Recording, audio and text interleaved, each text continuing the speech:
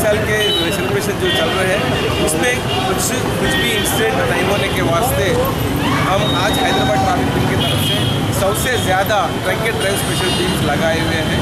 वो अभी काम चल रहा है, ये 4 बजे तक भी कंटिन्यू चलेगा।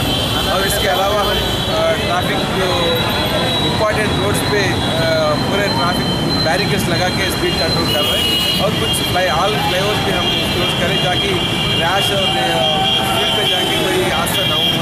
इस वास्ते ये पूरे फीचर्स हम दे रहे हैं क्योंकि हम ये नहीं चाहते कि नए साल में कोई इंसिडेंट्स बैड इंसिडेंट से हम आगे बढ़ें। कोई भी इंसिडेंट नहीं होने के वास्ते सभी तरह की